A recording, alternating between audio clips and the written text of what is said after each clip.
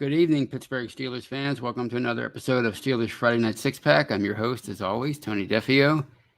Thank you for joining me on this lovely Friday night in Pittsburgh and wherever you are. I hope it's just as lovely as it is here. It's nice and mild. It feels like not that mild, but it feels like a prelude to the fall. We're heading in towards the end of August, so I guess we're almost in that fall territory where we can have some crisp, cool nights. And again, it's not quite that here, but it's getting there. So I hope you're having a lovely evening. And before I begin, I'd like to please encourage you to subscribe to our YouTube channel, the Behind Steel Curtain YouTube channel, where we bring you live shows just about every night. There's this show, The Hangover with Brian Anthony Davis, Shannon White, and yours truly on Mondays. Steelers Preview with Jeff Hartman, Dave Schofield, and Brian. It's usually on Thursdays, depending on the schedule. Know Your Enemy with Michael Beck and Jeffrey Benedict. The Scobro Show with Dave Schofield and his brother Rich. The Touchdown Under Show with Maddie Peverall and Mark Davison. Brian usually has the Tales from 2 a.m., but that's going to morph into something else by the start of the season. But that's always an entertaining show. It's on Sunday mornings. So I'm sure there's another episode or two in there before the season starts. What else we have? And of course, you can catch all those YouTube shows live on Facebook. We're pretty big on Facebook. We have a pretty active account there. Lots of followers, lots of fans, lots of commenters. So you can catch all of our live shows also on Facebook. And of course, you can check out all those shows, those live shows on an audio platform if you're choosing whatever one you usually choose. You can find any of our shows live after the fact, if that makes sense. But we also have an audio-only platform of shows, including Let's Ride with Jeff Hartman, a very popular show. He has his Ride or Die crew, very popular, very, very popular show. The Stat Geek with Dave Schofield, the Live Mic with Michael Beck. In the off-season, we have the Retro Show, but we're going to kind of put that off until the next off-season, but that's one you can catch next year. Or you can probably find some old shows on an audio platform if you'd like to delve into some Steeler games from the past. Jeffrey Benedict has a new show, a new audio-only show called From the Cutting Room Floor, where he does a great job of dissecting some Steelers plays and talking about Steelers players, usually some of those down-the-liners, some of those fringe players, some of those unproven players that might make a difference sooner rather than later, or later rather than sooner. You don't know, but he's really good at that kind of stuff. He knows his football, so please check that out. We have some new shows, new personalities. We have What Shin's Talking About. That's a new show. We have some fantasy football stuff. We have all kinds of stuff. So please check us out. Please give us an upvote on your audio platform. Like it. Whatever you do on your particular audio platform, please do the positive things. It really helps us out. And, of course, please check out Behind Steel Curtain, the website. We bring you news, commentary, film breakdown. Anytime there's a transaction, anytime there's any kind of breaking news, we have it for you. As we like to say, it's your one-stop shop. It's your only stop shop for all your Steelers needs. And, of course, I want to welcome everybody into the live chat. We have Dennis Sheridan, George Teston. He was the first one here, by the way. Jared Devil, Cree X, Sean Manahan, Bert Tavares. Let's see who else we have here before I continue. I think I got everybody. Steeler Chick 46, T-Money, my main man, Terry. He's saying hi all the way from Chicago. He's probably eating some deep dish pizza as we speak. McEldew, Thanks Mean Joe, Calvin Colbert, the one I mistook last week for the actual general manager, but it's not Kevin Colbert, it's Calvin Colbert. So welcome. Lawrence Thompson, welcome. So I'm glad you guys are with me tonight. And as you know, on Saturday, the Steelers will be playing in their all-important, quote-unquote, all-important dress rehearsal game at Heinz Field against the Lions. I think it's at 7:30. Is it 7:30 Eastern time? I should know that. I don't know. 7:30, 8 o'clock, something like that. I'm sure the live chat will tell me. But it's the game that most of the veterans are expected to play. I think if you listen to Mike Tomlin's press conference on Thursday morning, he said he had a plan, and he anticipated a lot of veterans would start. He didn't say, other than Ben Roethlisberger, he really didn't say who else would start. We know Ben's going to start. How long will he play? Gosh, who knows? 7:30. Thank you, Shilchick. 46 games at 7:30. So how long will Ben play? I'm guessing maybe a quarter, maybe 2 or 3 series. I don't see him playing beyond a quarter or a few series. And I think that's the right move. It's typical for how they've handled Ben, especially the last 6-7 years. He doesn't see a whole lot of action in the preseason, and he really shouldn't. I mean, I think at this time in his career, less is more. I know he has the new offense. He has to learn Matt Canada's new offense, and he said he wanted to play more this preseason. And of course, they shut him down. They shot him down. And who knows if he was even sincere? He might have said, like a Fred Sanford, hold me back. When he was always trying to fight somebody. He probably knew they were going to tell him he couldn't play more, but he did say he wanted to play more because he wanted to really get Matt Canada's new offense down and gain chemistry with his players. But hey, let's be honest. That's what training camp's for. When you're not being hit, when you don't have any threat of being hit, that's when you can really master that new offense and build some chemistry with your guys, with Juju and Ebron and the new guys, Najee Harris, Freiermuth, you name it. So I think they're going about it the right way. So I'm not, I was actually wondering when we talked about this, even though I kind of knew the answer, but I was wondering if he would play more this year just because of the new offense. But I kind of figured things would go down the way they're going down, and that's with him playing, again, a quarter or a few series on Saturday against the Lions, and then you won't see him again until the regular season, September 12th against the Bills. And I think that's how they should do it because, is it important to build chemistry? Sure, it's important. Is it important to shake that rust off? Sure, it's important. Is it important to get a feel for how Matt Canada calls a game, even though it's not really scripted, or I guess there's going to be some game planning for Saturday since it is a quote unquote dress rehearsal game, but not a whole heck of a lot. Let's not kid ourselves.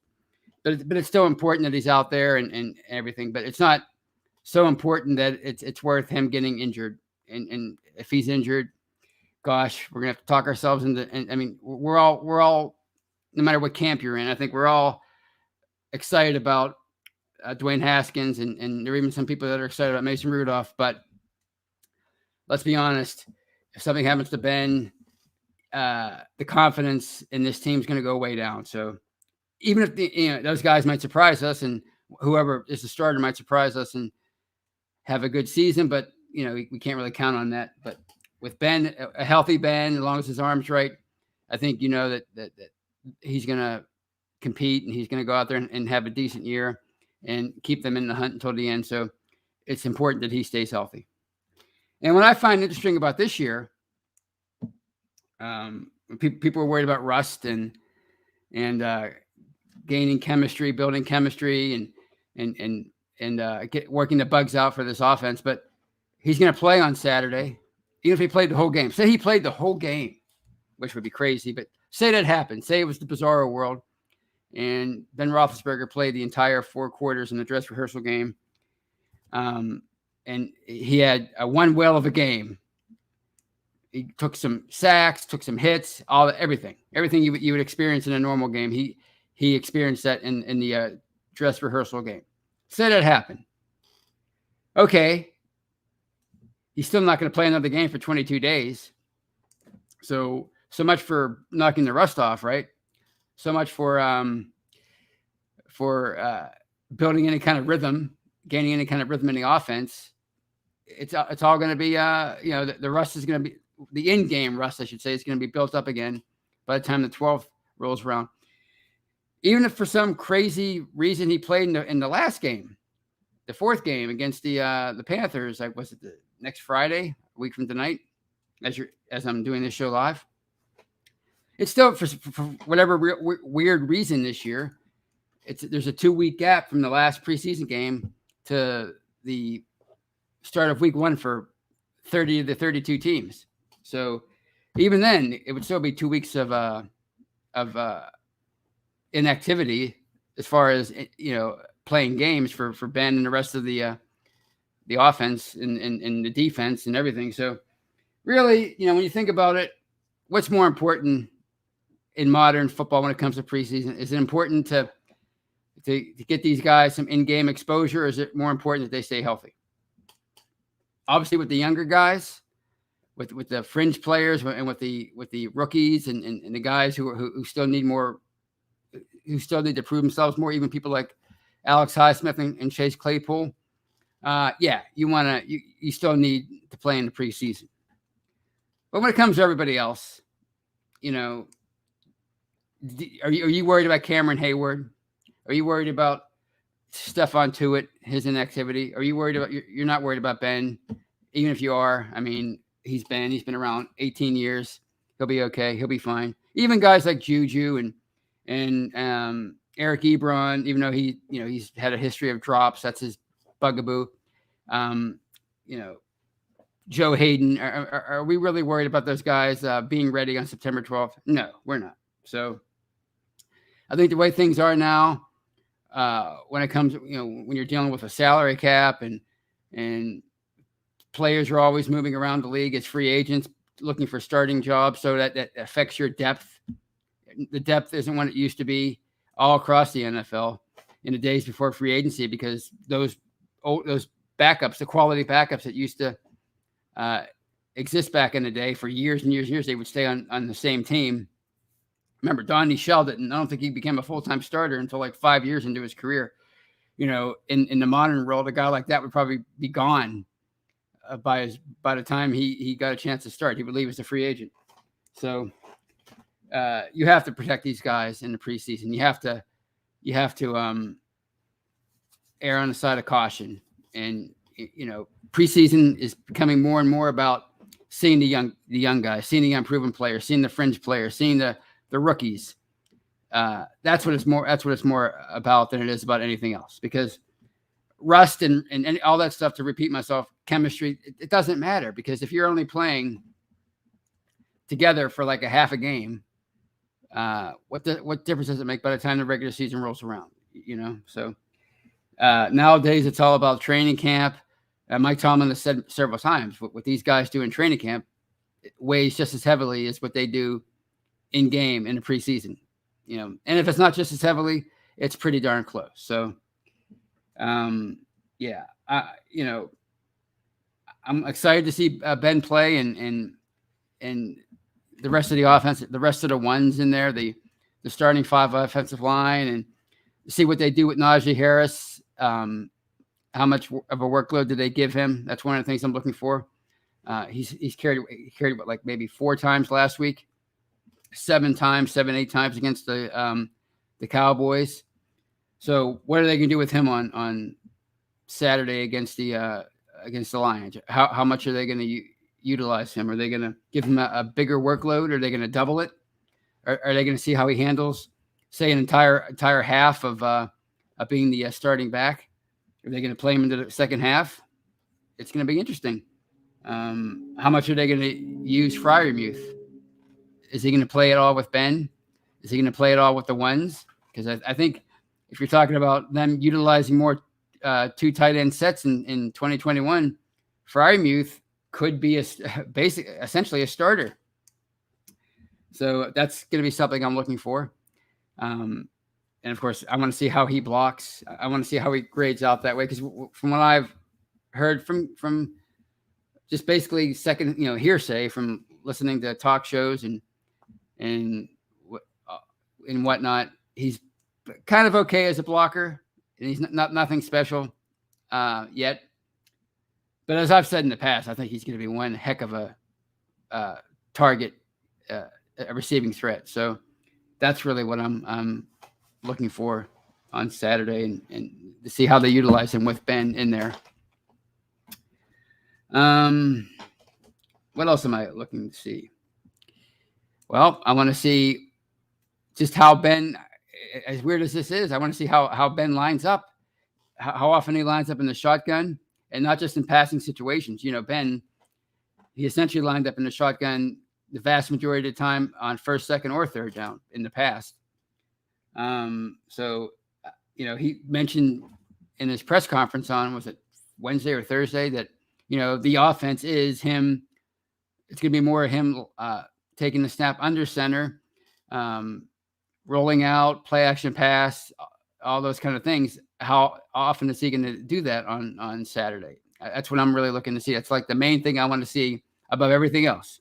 Is I want to see how Ben lines up, because I think it's important, and it'll be a preview of what we can expect once the regular season rolls around. So I am anticipating that. Of course, I'm anticipating him staying clean and healthy. And with that in mind, another thing I want to see is, Jeff mentioned in his 6-pack of questions on before the show that he put out on the site, the starting 5. You're expected to see Shooks Okorafor, Kevin Dotson, Kendrick Green, Trey Turner at right guard, and of course Zach Banner at right tackle. That's what you're expecting to see on Saturday. But my question is, what about Dan Moore? I wonder if they're going to give him some work with the starting line, the ones on the line. Is he going to get some time at left tackle alongside Dotson and Green and Turner and Banner? Is he going to get some work? Or is he going to get some work at left tackle and right tackle, because they're trying to see what he can do as a swing tackle now, but he's been having one heck of a decent camp, by all accounts. And I watched him in person, I guess a couple weeks ago when I went to camp, and I focused on him with my trusty 3-decade-old binoculars. I focused on him in some one-on-one drills, and he looked really good by my untrained eye. And by all accounts, he's looked pretty solid in the 2 preseason games so far. So I'm just really interested to see if he gets any time with the starters on the offensive line, and with the number ones overall on offense.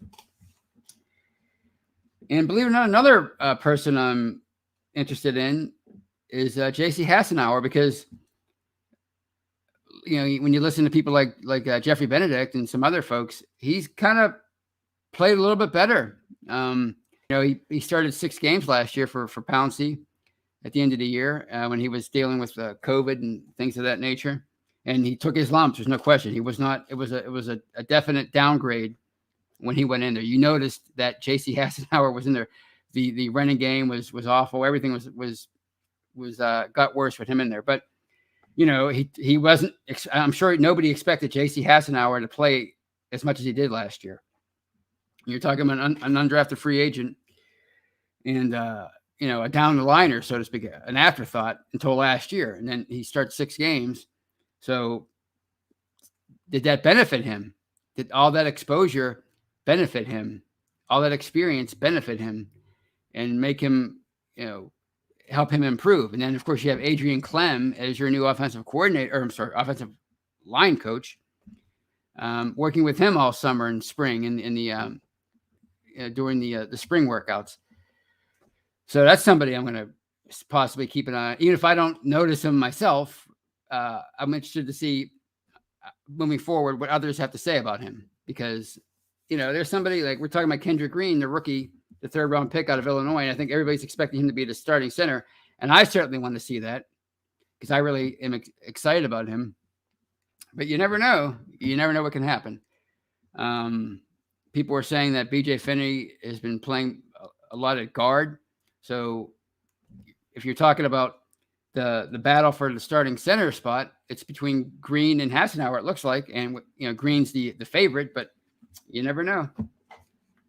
So on that note, at the 20-minute mark, I've rambled on long enough for the first segment of the show. If you're watching me live on YouTube or Facebook, please stick with me. I'm not going anywhere. I'll be right back in 2 and 2. If you're listening on an audio platform, I thank you for downloading part 1. And I ask you, I implore, I beg of you to, well, I don't beg. That's a sign of weakness. But I ask you kindly to download part 2 of this episode of Steelers Friday Night Six Pack. I'll be right back.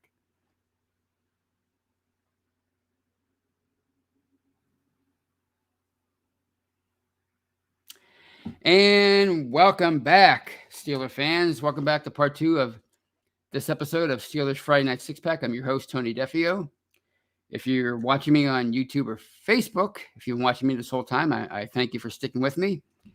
If you're listening on an audio platform, I thank you for downloading part 2. And in part 1, we talked a lot about what I am hoping to see in Saturday's dress rehearsal game between the Steelers and Lions at Heinz Field at 7:30. Thank you, Steeler Chick 46, for looking that up or already knowing it. So we talked about what to expect from Ben, how long he should play, how long will he play. We know the answers to none of these questions. We can only guess. Of course, what we're expecting to see from Roethlisberger in the offense, how he takes just a simple thing, something as simple as how he takes the center snap. Is he going to take it under center or in a shotgun? Because Ben has been almost exclusively a shotgun quarterback going back to probably the days of Todd Haley. Really, I mean, they've been running out of the shotgun, everything, just almost exclusively. It was pretty darn rare to see Ben under center. The last half decade or so. So even something as simple as that, how often does Ben take the ball from under center? How much play action are we going to see? Because that's something that's he's gotten away from since his early days. How much rollouts are we going to see? How much is he going to move around in the pocket? How quickly is he going to get rid of the football? How's the line going to protect him? How much are they going to use Najee Harris?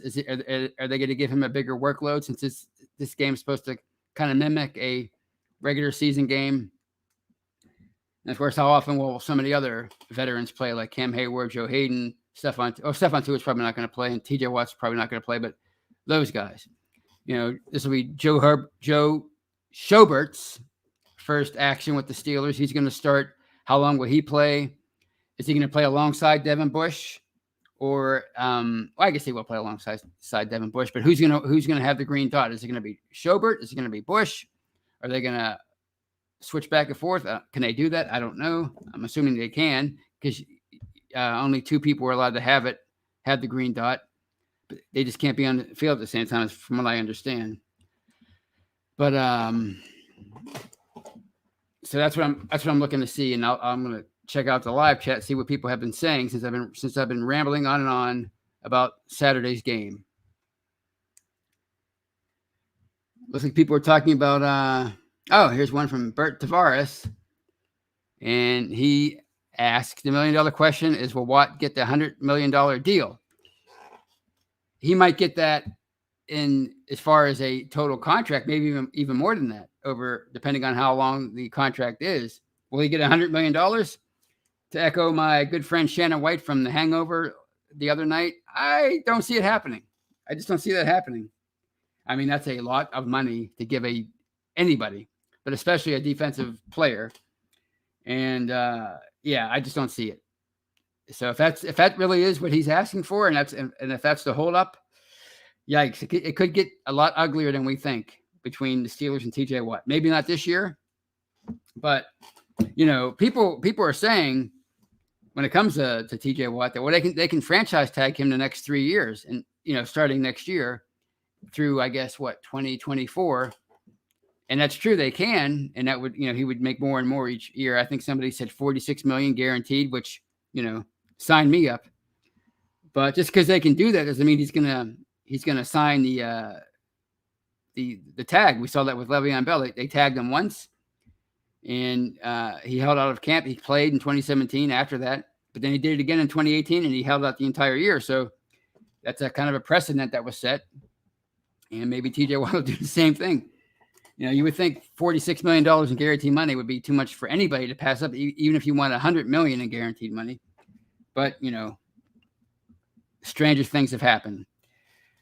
Do I think he'll get a new deal with them? If the figures, if the guaranteed money is closer to the, say, the 46 or 50 or 60 million mark, that he's slated to make. He would make 46 million in guaranteed money from 22 through 24 if they tagged him. Now, if that's the kind of guaranteed money he's looking for, maybe even a little more than that, I see a deal getting done.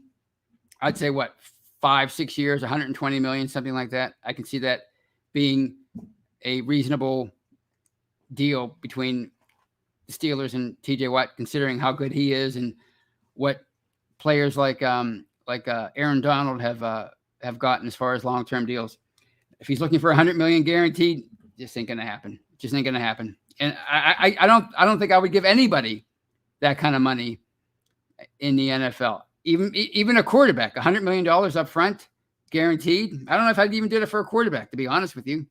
Whether it's Patrick Mahomes, Tom Brady in his prime, Peyton Manning. I mean, it's easy to say you would, knowing what you know about those guys now. But heck, 10 years ago, would you?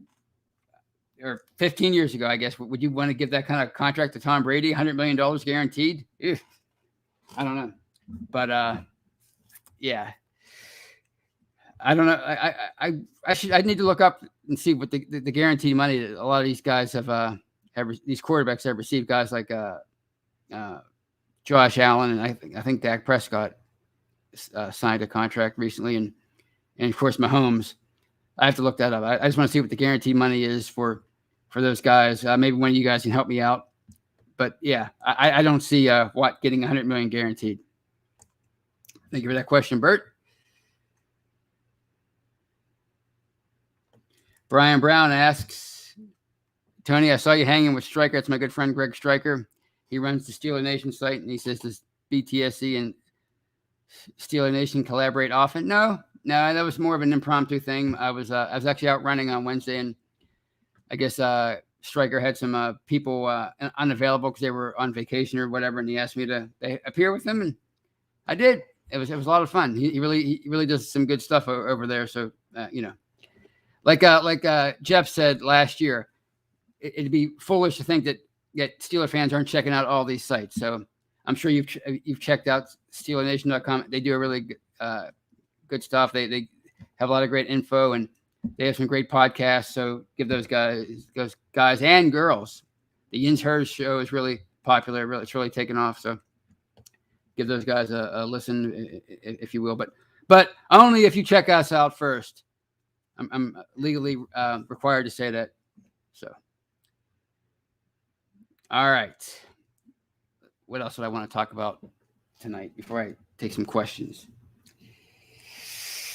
That is the idea. I can't believe I'm addressing this again, but man, the Steelers, they never seem to be done with these free agent pickups and these trades. Every time I think they're going to be done, they make another move. They went out, they signed Trey Turner. We thought, okay, with their financial situation, that's about all they can do. And then, down the road, they went out and they signed Melvin Ingram at a pretty decent deal to be their veteran backup at outside linebacker. And we thought, okay, with their financial situation, that's pretty much all they can do. And then last week, they went out and they traded for Joe Schobert for a 6th-round pick. They're going to be taking on a lot of salary as of now, but still, it's a pretty small price to pay to bring in a guy like that. So, and I guess with all their maneuverings, they have 11-12 million left under the cap, and people are wondering, what are they going to do next? Is it for an extension for TJ Watt? Is that what this freed up money's for? Is it for a deal for Joe Hayden? Is it for Minka Fitzpatrick? Are they going to bring somebody else in? Are they going to make another trade? Stephon Gilmore, some offensive lineman. And I've learned now to say never with these guys, because they've taught me that over the last 3 or 4 years, especially this offseason. They've made a lot of, well, I shouldn't say surprising moves, but the last one was definitely a surprise. the Joe Schobert move. But when you're talking about them possibly going out and getting a cornerback, for example, what about James Pierre? I mean, we've been talking about him all off season, right? People were so excited about this guy and what he can possibly develop into as a starting cornerback in the NFL. This undrafted free agent from, I believe, Florida Atlantic, and by all accounts, he's had a pretty darn good camp. He impressed some folks last year in his limited playing time, and he's had a whole off season to get better, to learn, to develop. He's had an entire training camp to improve his skills, to hone his skills. He's had 2 preseason games. He's gotten a lot of work. We learned the other day that Cam Sutton, at least in practice, went back inside to the slot. I mean, nobody said it was a permanent thing, but he went back inside to play some slot. Does that mean that they're really starting to gain confidence in James Pierre as somebody that could be a starter for them? We've heard some good things about Antoine Brooks, and maybe they're going to utilize him more in the slot along with Sutton. So maybe Brooks plays slot and Sutton goes back to the outside. Who knows, right? But the point is, there's a lot of good young talent in this secondary now. When you're talking about Antoine Brooks, you're talking about James Pierre. Obviously, Trey Norwood is a rookie, and we don't know about him yet. But Justin Lane is still around, and he's a former 3rd round pick from just a few years ago, and he's made some plays this preseason. So, there's talent there. The question is, can it develop into something dependable, something that's, not just talent, but something that's turns into a good player, or good players, plural. So, when it comes to that other cornerback position opposite Joe Hayden, could it be Cam Sutton? Yeah. But he could very easily slide in to play the slot because James Pierre is that good as far as a young player is concerned, or at least they're confident in his ability to be that good. I'm not saying he's going to be obviously an All-Pro or a Pro Bowler, but maybe he has shown them just enough that they're going to take that risk. And sometimes you have to do that, take a risk, and put a youngster out there and see what he can do. Brian and I have said, I think all of us have said, you can't have a Pro Bowl. I think Dave Schofield says this a lot. You can have a Pro Bowl player at every position, even though it looks like they're heading that way. When you're talking about bringing in a guy like Schobert, who joins Joe Hayden, Minka Fitzpatrick, and Cam Hayward, and T.J. Watt, obviously, and Stephon Tuitt, and these Pro Bowl caliber players they have on defense. But at some point, you're going to have to depend on some unknowns and develop those guys and integrate them into your defense or offense. Even the offensive line, people are talking about still wanting them to add somebody, still wondering if they're going to go out and bring somebody in. But maybe this is where Dan Moore comes in.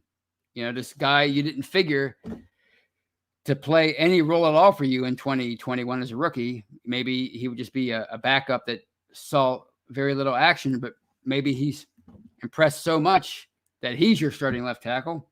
And Shooks is back to being a swing tackle as he heads into year number 18, year number 4, the final year of his rookie deal. You just never know, So I think that's something to keep an eye on, or keep in mind, I should say, is they've made a lot of deals. Yeah, it looks like Kevin Colbert's going all in. I'm sure Mike Tomlin is feeling the same way, but it doesn't mean they're going to keep bringing in people. As I sit here saying this, they might bring somebody in before next Friday's show or whenever I do next week's show, because it's the Steeler game's on Friday. But you know what I mean. So that's pretty much all I wanted to say about that. I see we have Michael O'Malley joining us. Welcome, Michael. Buck Dancer, Jerry Cherry Band. All right, he's our Paul Schaefer. Basically, he's our He's our band. He's our who's the guy from Questlove from Jimmy Fallon and Tonight Show. So that's who our Jerry Cherry band is for us. So on that note, I will take some questions and comments to round out tonight's show. It's pretty much all I have for you tonight. I'm looking forward to Saturday's game, and I want to see what you guys have to say about anything.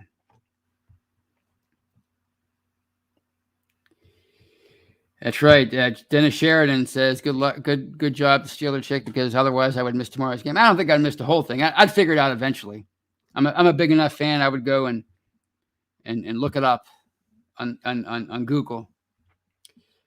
But yes, it was for tonight's show. She really came through because I needed to get that information right before so I could finish out tonight's show. So thank you, Steeler Chick 46.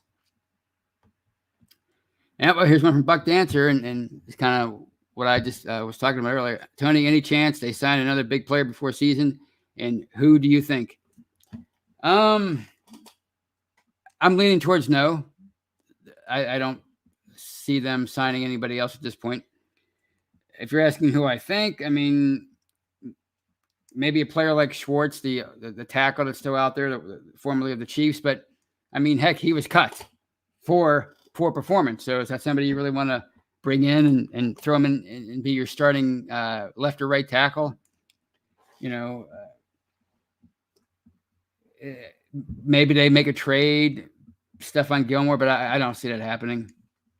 Maybe somebody that we're not even thinking about gets cut for salary cap reasons at the end of training camp, and they quickly go and scoop him up, somebody they think could help them at corner or the line but right now I'm leaning towards no.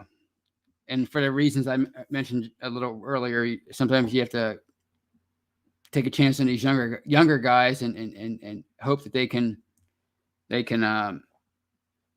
start for you and play a vital role for you as you compete for a playoff spot in 2021.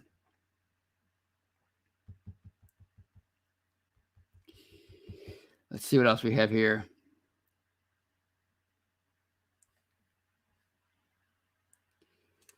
Jerry Cherry Band says, I feel the Steelers won't play with TJ. Pay TJ hashtag. I mean, I'm sure they want to sign him, but, you know, again, I get the feeling, and a lot of people have the same feeling I do, the sticking point is guaranteed money. How much does this guy want? You know, like I said earlier, if you franchise tag him from 22 through 24, that's, from what I understand, it'll be $46 million in guaranteed money. If he wants 60, 65 million guaranteed, you know, that's basically another season, essentially. I can see the Steelers being open to that, you know, as part of a lucrative deal, the biggest non-quarterback deal in the history of the franchise. But if he's looking for close to 100 million, that might not get done, and it might be a contentious relationship more than we think. I hope it doesn't get to that point, because I think he's a special talent. But sometimes you have to stick to your guns. I mean, they did that with Le'Veon. I mean, they actually offered him 2 really good deals, and he turned them both down. But they stuck to their guns when it came to how they felt about guaranteed money. And I was like one of the people saying, you got to give them the guaranteed money. Well, now it looks like, you know, if you're looking back on it, they made the right choice by sticking to their guns and not caving to his demands as far as guaranteed money, because he's essentially a shell of his former self, and he's been that way for a few years. I mean, you might say since he left Pittsburgh, he really hasn't been the same. He really didn't seem like he was the same player as last year here in 2017, his last year playing here. So, you know, sometimes if you're, like I said, you got to stick to your guns. And if he's asking for that much money and guaranteed money, maybe say, hey, look, we can't do that. You're a great player, but we're also a great organization when it comes to building, developing and finding outside linebackers. We have a history going back 50 years of being able to do that. So sorry, TJ, but you're just great right now as far as Steeler players. You're awesome. You're a defensive player of the year candidate, and you're an all world talent. But are you that much better than a James Harrison was, or Joey Porter, or Greg Lloyd, Mike Merriweather before he decided to hold out. He was an all-pro talent. Obviously, you go back to the days of Jack Ham and Andy Russell, and you can go on and on and on with these guys. Jason Gilden was the all-time leader in sacks until James Harrison beat him out. Lamar Woodley was a sack machine until he hurt his hamstring and was never really the same after that. So, I mean, people talk about them with receivers, but they have a rich history, probably a richer history when it comes to outside linebackers. So if you're the Steelers, you obviously know that. So are you going to go crazy with a contract that would be really, really out of your comfort zone in terms of what you've done for your non-quarterback players throughout the year? So that's something to really keep an eye on moving forward. All right. Dennis Sheridan says, as far as TJ Watt, we don't know what money he's asking for or what the state of the negotiations are, so I really dislike speculating. Yeah, I mean, but that's part of being a podcaster. That's part of being a sports fan. That's what makes it so much fun. You speculate. Think about it. If he was asking for give me 30, 40 million guaranteed money, I think the Steelers would be open to that. So the fact that they haven't gotten something done, that tells me that maybe those $100 million rumors are true, or closer to truth than we think. So it's fun to speculate.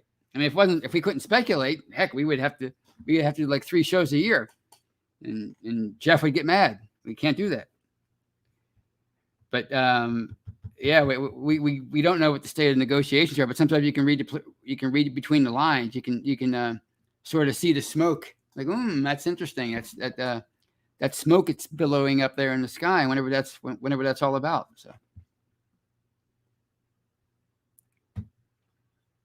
And Kriek says, Behind the Curtain is the greatest podcast out there. Well, I tend to agree.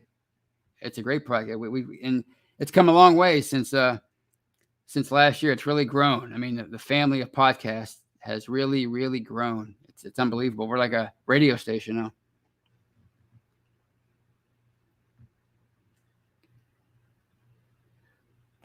Kriek says about TJ Watt, he's the hot topic. Tonight, Steelers will do what they have to keep Watt. I wouldn't.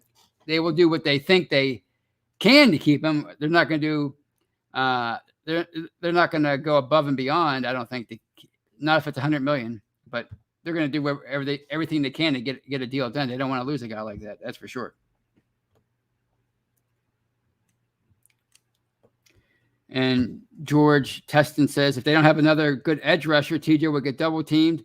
See what happened when Bud went down last year. Yeah, well, that's what I mean. I mean, obviously, I don't want to disparage TJ Watt. We know what a fantastic talent he is, and he's going to make Alex Highsmith so much better this year. Just the fact that he's out there and drawing so much attention, it's going to make Highsmith.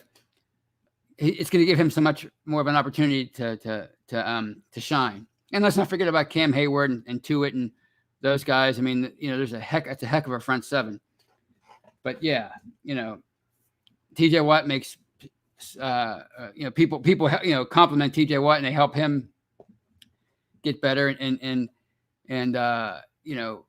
TJ Watt made Bud Dupree better, but Bud Dupree also helped make TJ Watt better too. I mean, it works hand in hand.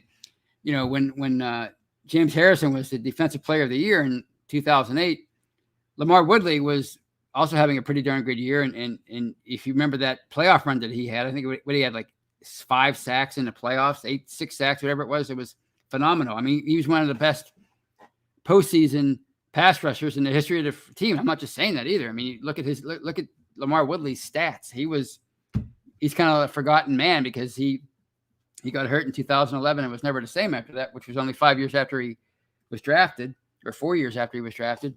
So people kind of forgot about him, but he was on one heck of a pace as far as getting after the quarterback before he got hurt. So, yeah, I mean, it's not just, the Steelers haven't always just relied on one outside linebacker. It's usually a tandem. Greg Lloyd, Kevin Green, Joey Porter, Clark Higgins. People forget about Clark Higgins, but he was pretty darn good back in the day.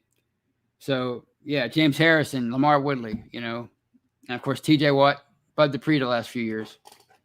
Now it's going to be T.J. Watt and Alex Highsmith, and let's see if Alex Highsmith can etch his name in the annals of Steelers lore as far as one of the great outside linebackers.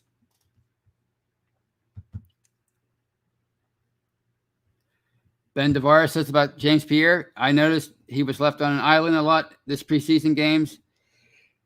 Tells me the Steelers have a lot of faith in the kid. There you go. That's a good observation, Bert. Michael O'Malley, who's joining the show late. Welcome, Michael. He's a regular. He says TJ will be under contract by week 1. Everybody chill. Well, I think we're all pretty chill, but it is a really interesting topic. But John C says, "Hey Tony, how you doing, John? Welcome." And thanks, Mean Joe asks, Creex, can the Steelers cap handle that big of a contract hit for linebacker? That's the interesting thing about this is you're giving this kind of money to a non-quarterback, and then what if they have to find what if they do find another franchise quarterback after Ben leaves? Say it's Dwayne Haskins. He's a former number 1 pick. Say he finds his first-round pedigree next year and in subsequent years. He's going to want to make $35-40 million a year, which is on par with your really good quarterbacks. Even if he's just pretty good, or whoever they get in there is just a really good, solid quarterback. Well, those guys, if you compare them to what the franchise, the truly marquee franchise guys are making now, your really good, solid quarterback's going to probably want to make $20-25 million a year. So you're going to be taking on 2 big salaries. And it's going to be eating up your salary cap. So that's going to be an interesting thing that transpires down the road after Ben leaves. You're finally, like I said last week, you're finally out from under his contract. And next thing you know, now you got this phenomenal. Again, I don't want to. I love TJ Watt. I think he's a fantastic player. But we're not talking about his abilities. We know his abilities, but when you're talking about $100 million possibly guaranteed, wow, that could possibly hinder the team from doing some other things, which is what they've kind of been their problem with Ben. But the conundrum there is you need a player like Ben to compete. So he's going to command a big salary. But is it worth giving that much money to a defensive player? So that's something that they're going to have to figure out. Hopefully they can meet in the middle and make it happen. Reginald Rivers asking, Reginald, welcome to the show. And he asked, will Killebrew be the 4th safety to make this roster? I think he will. Because remember, he can play linebacker too, inside linebacker. So he can add something there, like say if they switch to nickel or dime when they're in those packages, he can play there, and he's a phenomenal special teams player. He's actually played more special teams than he has defensive snaps over his last few years in Detroit. So, but I think because he's so versatile, because he can play special teams and he can play safety and inside linebacker, I think he's going to make the team. Just because Tomlin loves players who can do a lot. Quote unquote position flexibility. So I think he's going to make it. And Creex asks, what do you think the guaranteed money will be for Watt? Honestly, I think if I'm the Steelers, I'm going for not much more than what he would get again if they franchise tagged him for the next 3 years starting next year, which I believe would be $46 million from what I've heard and read. If I'm off a little bit, it's just a little bit. So I think they're going to try to give him a little bit more than that. If I'm the Steelers, that's what I would do. I'd say, look, we can franchise tag you for the next 3 years, and it'll be to the tune of $46 million. But since we want to negotiate in good faith, and we want you here for the long haul, we're going to give you this contract, with all these incentives and these years, but we're going to guarantee 60 million of it, say 55 million of it. So I think it's going to be somewhere in there. If they do get a deal done, the guaranteed money is going to be somewhere between 55 and 60, because that's what I would do if I'm the Steelers. Because if you add, if you make it 60, what I would be like franchise tagging him for 4 years, which I think, in a perfect world, TJ Watt's going to be still a phenomenal player. What is he, 26 now? By the time he's 30, hopefully he's still, one of the best defensive players in the game by that point. So that's what I would do if I were them. 55, 60 million guaranteed. So, and I think that's what they're probably looking for, because I don't think they want to pay anybody at this point 100 million. They don't want to guarantee that kind of money to anybody, not even TJ Watt.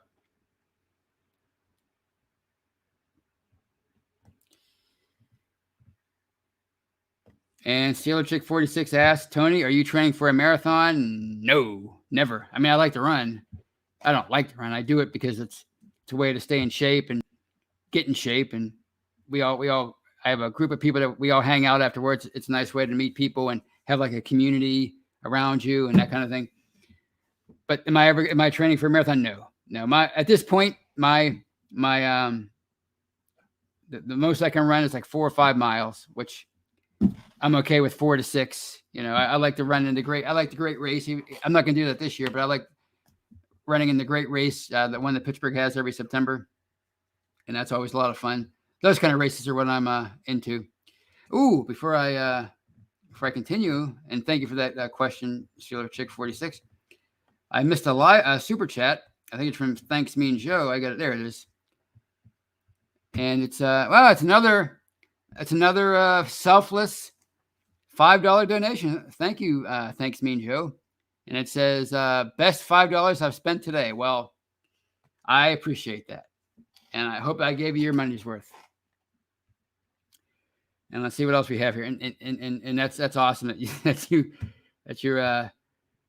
did that. Thanks, Mean Joe. And Dennis Sheridan says, I ran somewhere once. That's pretty funny. And Steeler Chick says, I did 2 half marathons a couple years ago. That's a great accomplishment. I've never tried that. The most I've ever gone is like 9 miles once. But I like running shorter distances. But it's a good exercise. And Calvin Colbert says, of the TJ Watt potential deal, I would give him $75 million guaranteed. Well, like I said, they're probably going to have to come. They're probably going to have to meet somewhere in the middle when it comes to that. George Rice, who is welcome to the show, and he says, give him $100 million and it will cripple this team for years. 15 sacks a year isn't worth it. We are going to have to pay a franchise quarterback soon. Well, that's a great point. That's what I was just saying earlier. They're so good at drafting and developing linebackers that maybe they don't get somebody in here that can get you 15 sacks a year, but 10 or 11. I mean, is it really worth that much? Now, he's an all-around great player. He's not just a sack master. He can play pass coverage. He can play the run. He's a team leader. His motor never stops. He's versatile. He can play on either side. They play him some in the middle. They drop him in. So it's not just about sacks, but yeah, it's like you have to weigh like, all right, we have this great defensive player, but we've had great defensive players in the past, and we've never had to pay him this much money. But we can't do anything without a franchise quarterback. And if we sign him to this kind of money, what happens when it's time to sign the franchise quarterback? Yeah, so it's a lot to consider. Kyle Johnson says, yeah, we need TJ. He's very emphatic about that. That's true, they do, but at the same time, how much are they willing to pay to keep him? And Dave Shipley, who's a legend, he says, Ben is going 3 more minus injuries. Rudolph is the next Landry Jones. Well, I think a lot of people agree with you about Rudolph, although I think he's playing a lot better than people think. I think he's improving from year to year to year. It's just that when you're talking about him next to Ben, it's a world of difference. Well, that's the thing about having a franchise all-time great quarterback. Anybody who comes in after him is going to be a downgrade. But I think Rudolph is doing better than people give him credit for. Clarence Washington says no way the Steelers are going to let TJ get away. Well, never say never, but I hope you're right. Thanks, Mean Joe says we are already paying a franchise quarterback. When Ben's gone, that will free up a lot. Yeah, it's true, but like we were saying, there's going to be a time, hopefully sooner rather than later, where you're going to have a quarterback on your roster worthy of that kind of a commitment again. And what do you do if you're saddled to TJ Watt? And don't forget, there's Minka Fitzpatrick, who's going to want a big deal. Maybe Devin Bush realizes his full potential, and he's going to command a big salary. So there's a lot of things to think about here. But this has been fun. A great spirited conversation. A nice $5 super chat from Thanks Mean Joe. I appreciate that. I appreciate all you guys. And I think I'm going to call it a night. And I'm going to enjoy tomorrow night's game. I hope you guys enjoy it too. I hope it's everybody stays healthy. Hope Ben looks as sharp as ever for the 2 or 3 series that he's in there. And the Steelers give us some more reason to be confident that they can have a good year in 2021. Until I talk to you again on Monday on The Hangover with Brian and Shannon, I hope you have a great weekend. And as always, go Steelers.